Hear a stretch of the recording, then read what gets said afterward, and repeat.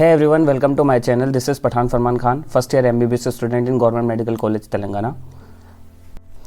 And I scored 330 marks in biology in NEET 2022. काफ़ी सारे बच्चों के कमेंट्स आए थे मेरे पास कि भैया प्लीज़ 40 डेज स्ट्रैटेजी बताएं कुछ नीट की। एंड मुझे एक्चुअली टाइम नहीं मिल रहा था, कॉलेज थोड़ा सा बिजी शेड्यूल था, तो इसलिए फिर कुछ बना नहीं पाया। तो फिर अब आज जाके मुझे कुछ टाइम मिला तो मैंने कहा चलो कुछ आपको मोटिवेटिंग और कुछ मैंने जो स्ट्रैटेजी लास्ट ईयर 40 डेज़ में जो अप्लाई करी थी वो मैं तुम्हें बताता हूँ। और वो दिन दूर नहीं जब तुम खुद वाइट एप्रन पहनोगे और वो 3 मैजिकल वर्ड्स कहोगे अपने पेरेंट्स से, अपनी फैमिली से, अपने दोस्तों से, दैट आई एम सेलेक्टेड। ये बहुत मैटर करेगा तुम्हारे लिए, आज नहीं, आज के 40 दिन बाद। जो आज तुम 40 दिन में करोगे वही रिफ्लेक्ट होगा तुम्हारे लास्ट के नीट के एग्ज़ाम में। सबसे पहले तो बायो के लिए मैं यही कहूँगा कि लास्ट के 40 डेज़ में बायो को ज़्यादा टाइम दो। जैसे सुबह उठते हो, सुबह जैसे तुम 6 बजे 7 बजे जो भी तुम्हारी टाइमिंग है रात में सुबह उठने की, तो सबसे पहले उठ के सिर्फ और सिर्फ बायो रिवाइज़ करो, क्योंकि सुबह फ्रेश माइंड रहता है। बायो आप पढ़ोगे अच्छे से तो वो चीज़ बिल्कुल इंटरनल मेमोरी में चली जाएगी।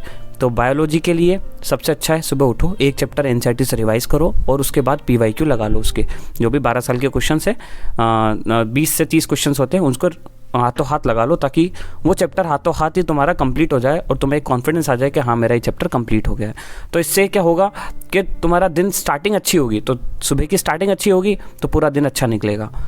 तो और तुम तो जानती हो कि भाई बायोलॉजी गेम चेंजर है पूरी नीट का। आधे मार्क्स 50% मार्क्स जो हैं वो सिर्फ बायोलॉजी लाती है।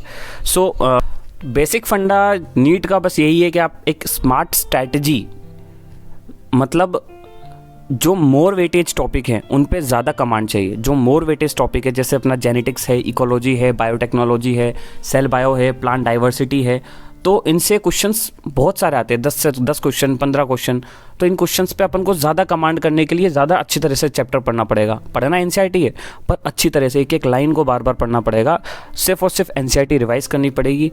इससे क्या होगा, जैसे अब तुमने ज़्यादा टाइम कॉकरोच में निकाल दिया, तो कॉकरोच में से एक क्वेश्चन आता है जो आता है तो कईयों का सही हो भी जाता है और नहीं भी होता है।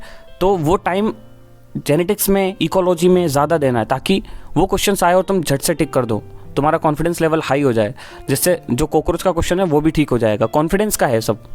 फाइनली मैं अपनी बुक दिखाता हूँ तुम्हें कि भाई मैंने अपनी स्ट्रैटेजी कैसे बायोलॉजी के लिए अपनी मेंटेन करी थी, एनसीईआरटी मैंने कैसे पढ़ी थी, एनसीईआरटी के अंदर मैंने कैसे इंपॉर्टेंट पॉइंट्स लिखे थे, ये सारा। हाँ तो देखिए ज़रा। सो जैसे अपना जेनेटिक्स चैप्टर है, चैप्टर 5 12th का एनसीईआरटी का, तो इसमें बेसिक ये है कि जो भी इंपॉर्टेंट है उसको हाईलाइट करना, मतलब पूरी बुक को हाईलाइट नहीं करना। जैसे मेंडल्स लॉ है तो उसके अंदर मेंडल ने क्या किया, 7 ईयर्स है तो 7 ईयर्स को एक गोला बना दो, है ना। और जैसे ईयर दिया तो ईयर पे गोला बना दो। पूरी बुक को हाईलाइट नहीं करना। पूरी बुक को हाईलाइट करा कुछ समझ में नहीं आना, सारा एक जैसा हो जाएगा। सिर्फ और सिर्फ जो इंपॉर्टेंट टॉप पॉइंट्स हैं उनको इंपॉर्टेंट, जैसे लार्ज सैंपल साइज, एंड जैसे डायग्राम के नीचे भी कई चीज़ें लिखी रहती हैं, trade 7 pair of contrasting trade ऐसे। और जैसे सारी चीज़ एक साथ लिख दी, भाई 7 पेयर ऑफ कॉन्ट्रास्टिंग ट्रेड थे, 14 ट्रू ब्रीडिंग पी प्लांट थे, सारा एक साइड में लिख दे ताकि कोई चीज़ अपन को वापस रिवीजन के लिए एक ही चीज़ पढ़नी पड़े, वो सिर्फ एनसीईआरटी, और इधर उधर अपन को नहीं पढ़ना पड़े। तो मैं ऐसा कुछ बताना चाह रहा हूँ। जैसे अपने पूरी एनसीईआरटी पर अपन को हाईलाइट नहीं करना, जो इंपॉर्टेंट, जैसे ये रेग्नल्ड सी पनेट कौन था, ब्रिटिश जेनेटिक्स, ये भी क्वेश्चन आ जाता है। 2019 का क्वेश्चन था ये कि ब्रिटिश जेनेटिक्स कौन था, रेग्नल्ड सी पनेट, ये क्वेश्चन। तो छोटी छोटी चीज़ें हैं वो ध्यान में रखनी है कि भाई अपन को क्या चीज़ कैसे करनी है। तो ये अगर वीडियो पसंद आए तो प्लीज़ लाइक करना, शेयर करना, सब्सक्राइब करना, अपने दोस्तों को, अपने फैमिली फ्रेंड्स को, सबको भेजना। और वीडियोस मैं बनाऊंगा ऐसे ही, आपको मोटिवेट करूंगा, आपके साथ हूं मैं।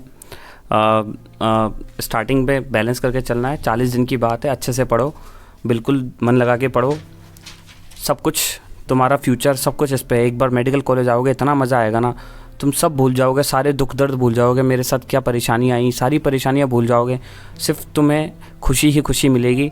जी जान लगा दो, 40 दिन है, मैंने भी करा है, तुम भी कर सकते हो, इसमें कोई बड़ी बात नहीं। इम्पॉसिबल, हर चीज़ पॉसिबल है, इम्पॉसिबल कुछ भी नहीं है। तो घबराने की कोई ज़रूरत नहीं है, काम होके बिल्कुल आराम से अच्छे से सारी चीज़ें करो। बायो को ज़्यादा टाइम दो, अच्छे से रिवाइज करो। यूँ सोचो लास्ट बार पढ़ रहा हूँ मैं, इसके बाद कभी नहीं पढ़ूंगा। सो यही है, मैं भी यही सेल्फ मोटिवेट लेने की कोशिश करो। सबसे बेस्ट होता है सेल्फ मोटिवेशन। मैंने तो अपनी जर्नी बताई, तो मेरा दोस्त भी है राहुल, तो उसने मेरी हेल्प करी है सारा वीडियो सेटअप करने के लिए। एक्चुअली मेरे से तो हो नहीं पाता, तो फिर उसने ही सेटअप करा था।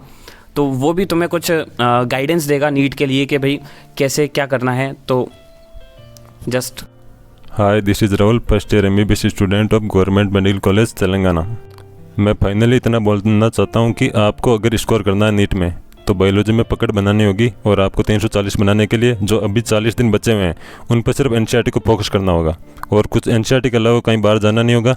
और जो PYQ के जो पेपर हैं उनको सोल्व करो, और NCERT पढ़ो, सोल्व करो, NCERT पढ़ो, बस यही बात है। ये सब फेस करते हैं, सारी डिफ़िकल्टीज़, सारा डिप्रेशन, सारी एंजाइटी सबके साथ होती है, मेरे साथ भी हुई है। मैंने भी इस चीज़ को टैकल किया है। जो इस चीज़ को टैकल कर लेगा वो चीज़ से निकल जाएगा, वरना वो वहीं फंसा रह जाएगा। सो वही है, अपने आप पे कंट्रोल करो, सेल्फ मोटिवेट रहो और अच्छे से पढ़ाई करो। All the best for NEET 2023 and best of luck.